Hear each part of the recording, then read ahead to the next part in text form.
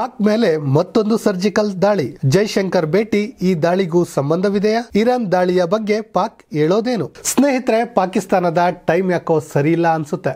ಯಾಕಂದ್ರೆ ಒಂದ್ ಕಡೆ ಬಡತನ, ಹಸಿವು, ನಿರುದ್ಯೋಗ, ಚೀನಾದ ಸಾಲ, ಖಾಲಿಯಾದ ಖಜಾನೆಗಳು ಇನ್ನಿಲ್ಲದ ಕಾಟವನ್ನು ಕೊಡ್ತಾ ಇದ್ರೆ, ಮತ್ತೊಂದು ಕಡೆಯಿಂದ ಅಕ್ಕಪಕ್ಕದಲ್ಲಿರೋ ಸುತ್ತಮುತ್ತಲಿರುವಂತಹ ದೇಶಗಳು ಬಂದು ಬಾರಿಸಿ ಹೋಗ್ತಿವೆ. ಇದೀಗ ಪಾಕಿಸ್ತಾನದ ಮೇಲೆ ಮತ್ತೊಂದು ಸರ್ಜಿಕಲ್ ಸ್ಟ್ರೈಕ್ ಆಗಿದೆ. ಅದು ಕೂಡ ನಮ್ಮ ವಿದೇಶಾಂಗ ಸಚಿವರಾದಂತಹ ಜೈಶಂಕರ್ ಇರಾನ್ಗೆ ಹೋಗಿ ಬಂದ ಬಳಿಕ ಇರಾನ್ ಸರ್ಜಿಕಲ್ ಸ್ಟ್ರೈಕನ್ನು ಪಾಕಿಸ್ತಾನದ ಮೇಲೆ ಮಾಡಿದೆ. ಅಷ್ಟಕ್ಕೂ ಈಗ ಪಾಕಿಸ್ತಾನದ ಮೇಲೆ ಇರಾನ್ ಸರ್ಜಿಕಲ್ ಸ್ಟ್ರೈಕ್ ಮಾಡಿದ್ದೆ ಯಾಕೆ? ಇದರಿಂದ ಮುಂದಾಗುವ ಅನಾಹುತಗಳೇನು? ಅದೆಲ್ಲವನ್ನು ನಿಮ್ಮ ಮುಂದೆ ಇಡುವಂಥ ಕೆಲಸವನ್ನು ನಾವು ಮಾಡ್ತೀವಿ. ಸ್ನೇಹಿತರೆ, ವಿಶ್ವ ಮಟ್ಟದಲ್ಲಿ ಹಲವು ಬೆಳವಣಿಗೆಗಳು ಆಗ್ತಿವೆ. ಇರಾನ್ ದೇಶ ಇದ್ದಕ್ಕಿದ್ದಂತೆಯೇ ಸಿಡಿದು ನಿಂತಿದೆ. ಪಾಕಿಸ್ತಾನ, ಇರಾಕ್ ಹಾಗೂ ಸಿರಿಯಾ ದೇಶಗಳ ಮೇಲೆ ಇನ್ನಿಲ್ಲದಂತೆ ದಾಳಿ ಮಾಡ್ತಾ ಇದೆ. ತನ್ನ ಪ್ರತಿಯೊಂದು ದಾಳಿಗೂ ಒಂದೊಂದು ಕಾರಣವನ್ನು ಕೊಡ್ತಿದೆ. ಮುಸ್ಲಿಂ ರಾಷ್ಟ್ರಗಳ ವಿರುದ್ಧ ಇದೀಗ ಇರಾನ್ ಸರಣಿ ದಾಳಿಯನ್ನು ನಡೆಸ್ತಾ ಇದೆ. ಇರಾನ್ ಸಿಡಿದೆದ್ದಿರುವಂತಹ ಕಾರಣಕ್ಕೆ ಇದೀಗ ಪಾಕ್ ಒಂದು ರೀತಿ ತತ್ತರಿಸಿ ಹೋಗಿದೆ. ಹೌದು ಸ್ನೇಹಿತರೆ, ನಿಮ್ಮೆಲ್ಲರಿಗೂ ಗೊತ್ತಿರಬಹುದು, ಇತ್ತೀಚೆಗೆ ಮಧ್ಯಪ್ರಾಚ್ಯ ಹಾಗೂ ಏಷ್ಯಾ ಖಂಡದಲ್ಲಿ ಉದ್ವಿಗ್ನ ಪರಿಸ್ಥಿತಿ ಸೃಷ್ಟಿಯಾಗಿದೆ.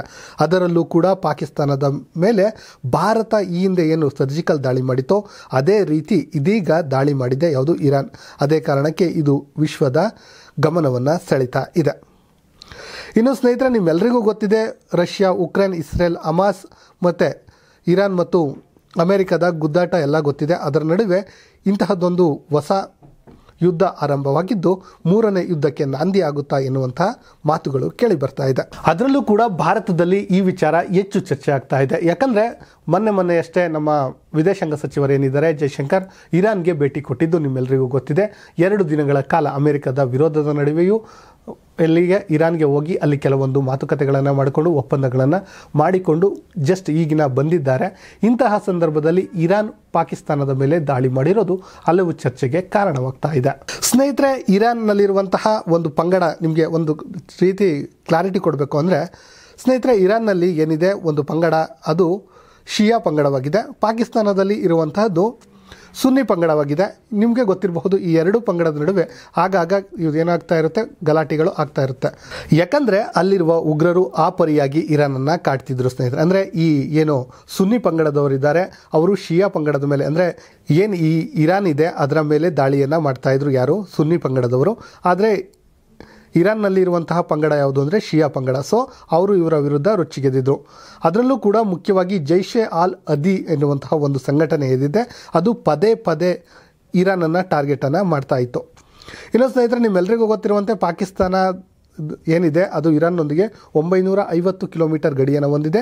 ಬಲೂಚಿಸ್ತಾನ ಮತ್ತು ಪಾಕಿಸ್ತಾನ ಇವೆರಡೂ ಕೂಡ ಗಡಿಗೆ ಹೊಂದಿಕೊಂಡಿರುವಂತೆ ಇರುವಂಥದ್ದು. ಇದೇ ಪ್ರದೇಶದ ಮೇಲೆ ಇದೀಗ ಇರಾನ್ ದಾಳಿಯನ್ನು ಮಾಡಿರುವಂಥದ್ದು. ಇನ್ನು ಈ ವಿಚಾರ ಕೂಡ ನಿಮಗೆ ಗೊತ್ತಿರುತ್ತೆ ಸ್ನೇಹಿತರೆ, ಶಿಯಾ ಮತ್ತು ಸುನ್ನಿ ಪಂಗಡಿಗಳಿಗೆ ಸೇರೋದಿಲ್ಲ. ಅದೇ ಕಾರಣಕ್ಕೆ ಈ ಮೊದಲು ಒಂದು ಸಂಘಟನೆ ಇತ್ತು, ಅದು ಜೆಂಡುಲಾ ಎನ್ನುವಂತಹ ಸಂಘಟನೆ.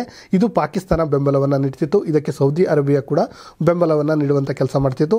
ಅದರಲ್ಲೂ ಪಾಕಿಸ್ತಾನದ ISI ಏನಿದೆ ಅದೇ ಕೂಡ ಇದಕ್ಕೆ ಬೆಂಬಲವನ್ನು ನೀಡ್ತಾ ಇತ್ತು. ಇಂತಹ ಸಮಯದಲ್ಲಿ ಇರಾನ್ ಏನು ಮಾಡುತ್ತೆ, ಅದರ ಮುಖ್ಯಸ್ಥ ಯಾರಿದ್ದಾರೆ ಅಬ್ದುಲ್ ಮಲಿಕ್ ಅವರನ್ನು ಕೊಂದು ಹಾಕಿತ್ತು. ಅದಾದ ಬಳಿಕ 2012ರಲ್ಲಿ ಈ ಜಾಗವನ್ನು ಏನೋ ಜಂಡುಲಾ ಏನಿತ್ತು ಆ ಜಾಗಕ್ಕೆ ಜೈ ಅಲ್ ಅದಿ ಎನ್ನುವಂತಹ ಒಂದು ಏನು ಸಂಘಟನೆ ಬರುತ್ತೆ. ಅದೇ ಇದೀಗ ಇರಾನ್ ಮೇಲೆ ದಾಳಿಯನ್ನು ಮಾಡ್ತಾ ಇರುವಂತಹದ್ದು. ಇನ್ನು ಸ್ನೇಹಿತರೆ, ಪದೇ ಈ ಪಾಕಿಸ್ತಾನದ ಈ ಉಗ್ರರೇನಿದ್ದಾರೆ ಕಾಟವನ್ನು ಕೊಡುತ್ತಿರುವುದನ್ನು ಗಮನಿಸಿದ ಇರಾನ್ ದೇಶದ ಸೇನಾಪಡೆಯನ್ನು ರೆವಲ್ಯೂಷನರಿ ಗಾರ್ಡ್ ಏನಿದೆ ಅದು ಪಾಕಿಸ್ತಾನದ ಮೇಲೆ ಮುಗಿಬಿದ್ದಿದೆ. ಅದು ಕೂಡ ಪಾಕಿಸ್ತಾನದ ಬಲೂಚಿಸ್ತಾನ್ ಪ್ರಾಂತ್ಯದ ಉಗ್ರರ ಏನು ನೆಲೆಸಿದ್ರಲ್ಲ ಆ ಸ್ಥಳದ ಮೇಲೆ ದಾಳಿಯನ್ನು ಪದೇ ಮಾಡಲು ಕಾರಣವಾಗಿದೆ. ಅದುವೇ ಇದೀಗ ಒಂದು ರೀತಿಯ ಉದ್ವಿಗ್ನಕ್ಕೆ ಕಾರಣವಾಗಿದೆ. ಹಲವಾರು ಜನರಿಗೆ ಇಲ್ಲಿ ಗಾಯಗಳಾಗಿದ್ದು 2 ಮೃತಪಟ್ಟಿದ್ದಾರೆ ಎನ್ನುವಂತಹ ಮಾಹಿತಿ ಕೂಡ ತಿಳಿದು ಬಂದಿದೆ. ಇನ್ನು ಸ್ನೇಹಿತರೆ, ಇದೀಗ ಕ್ಷಿಪಣಿ ಇರಬಹುದು, ಡ್ರೋನ್ ಇರಬಹುದು, ಹೀಗೆ ಅತ್ಯಾಧುನಿಕ ಶಸ್ತ್ರಾಸ್ತ್ರಗಳ ಸಮೇತ ಇರಾನ್ ಈಗ ಪಾಕಿಸ್ತಾನದ ಮೇಲೆ ದಾಳಿಯನ್ನು ನಡೆಸ್ತಾ ಇದೆ. ಪಾಕಿಸ್ತಾನದಲ್ಲಿ ನೆಲೆಯೂರಿರುವಂತಹ ಸುನ್ನಿ ಉಗ್ರ ಸಂಘಟನೆ ಜೈಷ್ ಅಲ್ ಅದಿ ವಿರುದ್ಧ ಇರಾನ್ ಸಮರವನ್ನೇ ಸಾರಿದೆ. ಇನ್ನು ಸ್ನೇಹಿತರೆ, ಈ ಜೈಷ್ ಅಲ್ ಅದಿ ಏನಿದೆ ಇವರೆಲ್ಲರೂ ಕೂಡ ಪಾಕಿಸ್ತಾನದ ಬಲೂಚಿಸ್ತಾನದಲ್ಲಿಯೇ ನೆಲೆಯನ್ನು ನಿಂತಿದ್ದಾರೆ. ಅಲ್ಲಿಂದ ಏನು ಇರಾನ್ ಮೇಲೆ ದಾಳಿಯನ್ನು ಮಾಡ್ತಾ ಇರುವಂಥದ್ದು ಪ್ರಮುಖ ವಿಚಾರವಾಗಿತ್ತು. ಅದೇ ಕಾರಣಕ್ಕೆ ಇದೀಗ ಅಲ್ಲಿ ಸರ್ಜಿಕಲ್ ಸ್ಟ್ರೈಕ್, ಭಾರತದವರು ಹೇಗೆ ಹೊಡೆದು ಬಂದರೋ ಹಾಗೆ ಇವರು ಕೂಡ ಹೊಡೆದು ಬರುವಂಥ ಕೆಲಸವನ್ನು ಮಾಡ್ತಾ ಇದ್ದಾರೆ. ಇನ್ನು ಇತ್ತ ಮತ್ತೊಂದು ಅಂದರೆ ಈ ಇರಾನ್ ದಾಳಿಯನ್ನು ಮಾಡಿದ್ದನ್ನು ಪಾಕಿಸ್ತಾನ ಏನಿತ್ತು ನಿನ್ನೆ ಅಷ್ಟೇ ಖಂಡಿಸಿತು. ಇದು ಒಳ್ಳೆಯ ದಾಳಿಯಲ್ಲ, ಅಪ್ರಾಯೋಗಿಕ ದಾಳಿ ಅಂತ ಎನ್ನುವಂತಹ ಮಾತನ್ನು ಕೂಡ ಹೇಳಿತ್ತು.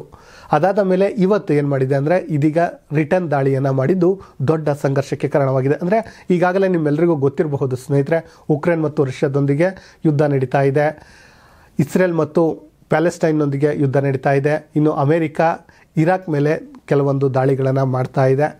ಹೀಗಿರುವಾಗ ನಮ್ಮ ಪಕ್ಕದಲ್ಲಿ ಅಂದರೆ ಪಾಕಿಸ್ತಾನ ಮತ್ತು ಇರಾನ್ ನಡುವೆ ದೊಡ್ಡದೊಂದು ಯುದ್ಧ ಆರಂಭವಾಗುವ ಲಕ್ಷಣ ಕಾಣಿಸ್ತಿದ್ದು, ಇದು 3ನೇ ಮಹಾಯುದ್ಧಕ್ಕೆ ನಾಂದಿ ಆಗುತ್ತಾ ಎನ್ನುವಂತಹ ಅನುಮಾನಗಳು ಕೂಡ ಈಗ ಶುರುವಾಗಿದೆ. ಹೌದು ಸ್ನೇಹಿತರೆ, ನಿಮ್ಮೆಲ್ಲರಿಗೂ ಗೊತ್ತಿರುವಂತೆ ಇದೀಗ ನಮ್ಮ ವಿದೇಶಾಂಗ ಸಚಿವರೇನಿದ್ದಾರೆ ಜೈಶಂಕರ್ ಹೋಗಿ ಆದ ಮೇಲೆ ದಾಳಿ ಆಗಿರುವಂತಹ ಕಾರಣ ಹಲವಾರು ಅನುಮಾನಗಳನ್ನು ಈ ಪಾಕಿಸ್ತಾನ ಕೂಡ ಇದೀಗ ವ್ಯಕ್ತಪಡಿಸ್ತಾ ಇದೆ. ಅಂದರೆ ಭಾರತ ಅಲ್ಲೋಗಿ ಏನೋ ಮಾತುಕತೆ ಮಾಡಿಕೊಂಡ ಮೇಲೆ ಇದೀಗ ದಾಳಿ ನಡೆದಿರೋದ್ರಿಂದ ಅದಕ್ಕೆ ಭಾರತವೂ ಕಾರಣ ಇರಬಹುದು ಎನ್ನುವಂತಹ ಅನುಮಾನಗಳನ್ನು ಕೂಡ ವ್ಯಕ್ತಪಡಿಸಿರಬಹುದು. ಆದರೆ ಅದ್ಯಾವುದಕ್ಕೂ ಭಾರತ ತಲೆ ಕೆಡಿಸ್ಕೊಳ್ಳಲ್ಲ. ಭಾರತ ಹೋಗಿದ್ದು ಜಸ್ಟ್ ನಮಗೆ ಬೇಕಾದಂಥ ಕೆಲವೊಂದು ಒಪ್ಪಂದಗಳು, ಬೇಕಾದ ತೈಲವನ್ನು ವಾಪಸ್ ತೆಗೆದುಕೊಂಡು ಬರುವಂಥದ್ದು. ಅಂದರೆ ಅಲ್ಲಿ ಅಂದರೆ ಕಡಿಮೆ ರಿಯಾಯಿತಿ ಬೆಲೆಯಲ್ಲಿ, ಅಂದರೆ ಇತ್ತೀಚೆಗೆ ನಿಮಗೆ ಗೊತ್ತಿರಬಹುದು ರಷ್ಯಾ ಏನು ತೈಲವನ್ನು ಭಾರತಕ್ಕೆ ಕೊಡ್ತಾ ಇತ್ತು ಅದನ್ನು ಕಡಿಮೆ ಮಾಡಿದೆ. ಅಂದರೆ ನಾವಿನ್ನೂ ರಿಯಾಯಿತಿ ದರದಲ್ಲಿ ಏನೋ ತೈಲವನ್ನು ಕೊಡಲ್ಲ ಎನ್ನುವಂತಹ ಮಾಹಿತಿಯನ್ನು ಕೊಟ್ಟಿತ್ತು. ಅದೇ ಕಾರಣಕ್ಕೆ ಇದೀಗ ನಾವು ಇರಾನ್ನಿಂದ ತೈಲವನ್ನು, ಅಂದರೆ ಈ ಹಿಂದೆ ಚೀನಾ ತುಂಬ ಕಡಿಮೆ ಬೆಲೆಗೆ ತೆಗೆದುಕೊಳ್ತಾ ಇತ್ತು, ಅದೇ ಬೆಲೆಗೆ ನಾವು ಇದೀಗ ತೆಗೆದುಕೊಳ್ಬೇಕು ಎನ್ನುವಂಥ ಒಪ್ಪಂದಗಳು ಆಗಿವೆ. ಅದಾದ ಮೇಲೆ ಚಹಬಾರ್ ಬಂದರ್ ಏನಿದೆ ಅದರ ಅಭಿವೃದ್ಧಿಗೆ ಕೂಡ ಭಾರತ ಕೆಲವೊಂದು ಒಪ್ಪಂದಗಳನ್ನು ಮಾಡಿಕೊಂಡು ಬಂದಿದೆ. ಆದರೆ ಅಮೆರಿಕ ಮಾತ್ರ ಅನುಮಾನವನ್ನು ಪಡ್ತಾ ಇದೆ. ಅದಾಗೆ ಪಡ್ತಾ ಇರಲಿ, ನಾವು ಹೀಗೆ ಬೆಳೀತಾ ಇರ್ತೀವಿ. ಇಂತಹದ್ದೇ ಸುದ್ದಿಗಾಗಿ ಸದಾ ನೋಡ್ತಾ ಇರಿ ಲೈನ್ ಟಿವಿ ಕನ್ನಡ.